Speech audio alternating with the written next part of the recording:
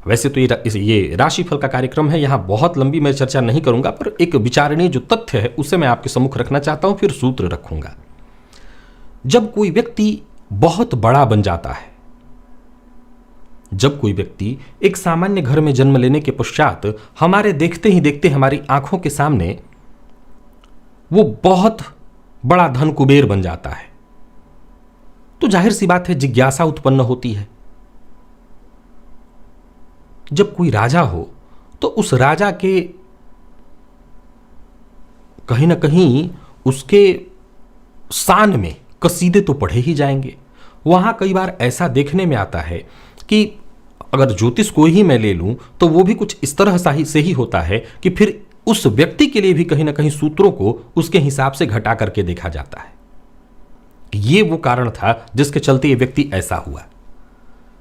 निसंदेह जब कोई बड़ा व्यक्ति होता है तो उसकी जन्म कुंडली में कुछ विलक्षण बातें तो देखने को मिलती हैं, कुछ विलक्षण ग्रह स्थितियां देखने को अवश्य मिलती हैं जो एक सी लगभग दिखाई पड़ती हैं। लेकिन इसके बावजूद मैं सदैव इस बात का पोषक रहा हूं और मैं सदैव आप सबों से कहा करता हूं, प्रारब्ध, निसंदेह ये प्रारब्ध उस जन्म कुंडली में दिखाई पड़ जाता है।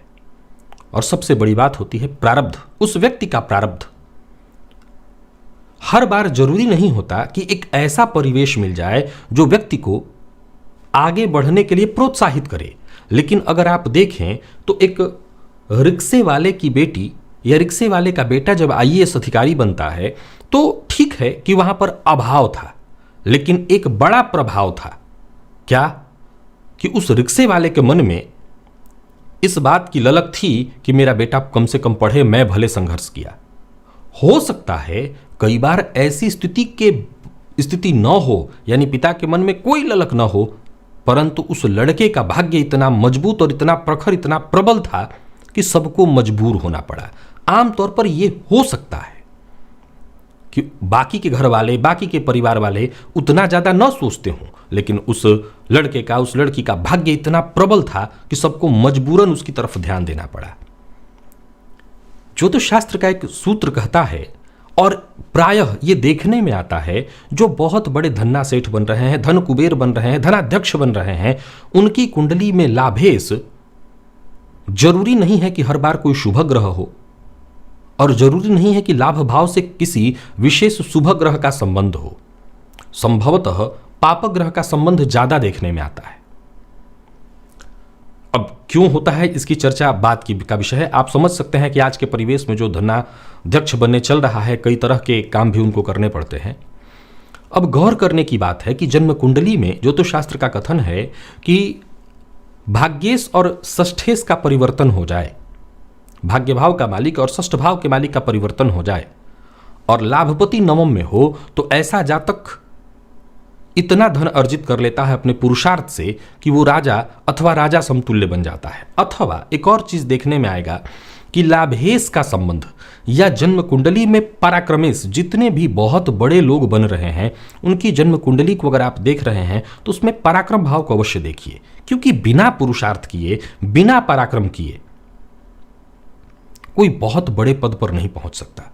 निसंदेह उनके साथ उनका भाग्य था, वो 2 चले, भाग्य उनको 4 पहुंचाया, इसमें कहीं कोई दो मत नहीं। लेकिन वो 2 चले पहले, तब भाग्य ने 4 पहुंचाया उनको। ये 2 चलना बहुत आवश्यक है।